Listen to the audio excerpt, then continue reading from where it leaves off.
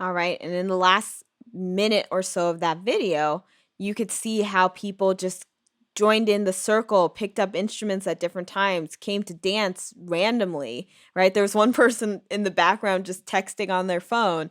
So it's not about this extreme high quality that you would generally pay for if you went to a concert.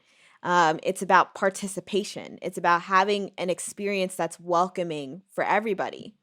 So one thing that happens in these participatory experiences is that there's a suppression of individual creativity and expression. You can't really have people who are playing these complicated musical lines and textures because they would throw off the beginners, right? The people with less experience. So everybody has to sacrifice a little bit, especially the people with a lot of training on their individual creativity and their individual self-expression to make sure that there's a music making and dance experience that everyone can become a part of despite their skill. So generally these participatory music experiences and groups are usually relatively democratic. They make decisions together. There's usually not a leader role, but that's not exclusive.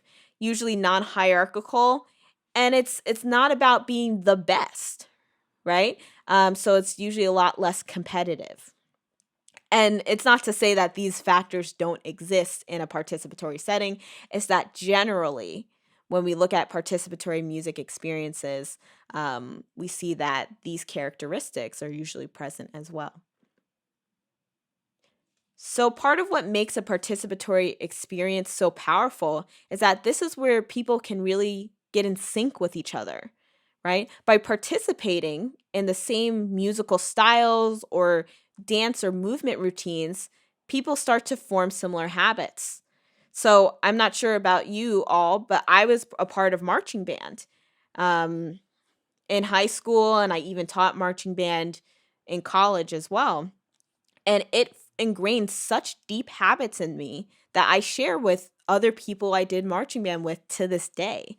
By playing music together, learning music together, practicing, and then also coming around a same common set of values, right? About our performances and about what it meant to be a part of the team made us feel synchronized together, right? It helped us forget about our differences and unite around common purposes, right? So these feelings of musical synchronicity and solidarity are incredibly strong. And that's part of what participatory music helps you do, is that by being able to join in and musically sync with people that you may not even know, it makes you feel connected to them.